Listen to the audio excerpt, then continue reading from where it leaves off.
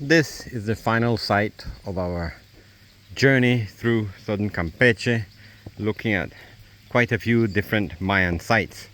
This particular site was first recorded, at least in more recent times, I should state, in 1923. And this site also gives its name to the town nearby called Xpujil. And so this is our final site, and much of it is from the middle classic to the late classic, and also it is believed to have some use during the post-classic for a very short period of time.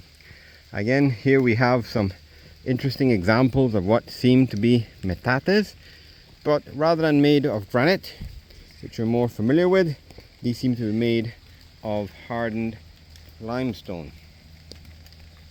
Not entirely certain if they are metates, but they certainly seem worn, and this here does seem to be the remains perhaps of a mano.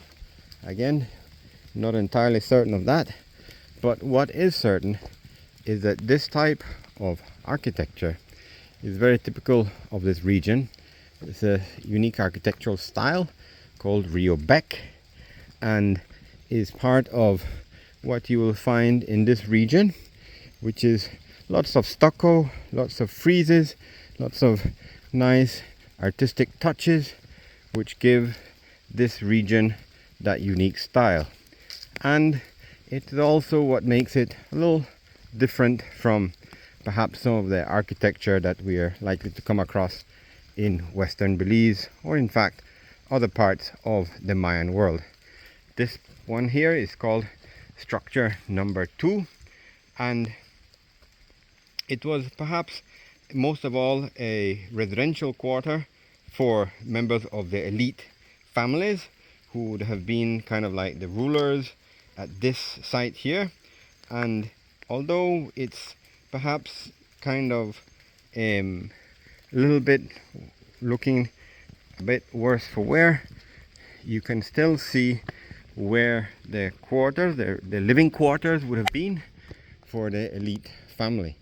So in front of us we may have had perhaps a thatch roof or a stone roof. So this would have been the rooms that the elite members of the elite families would have been using for their own accommodation.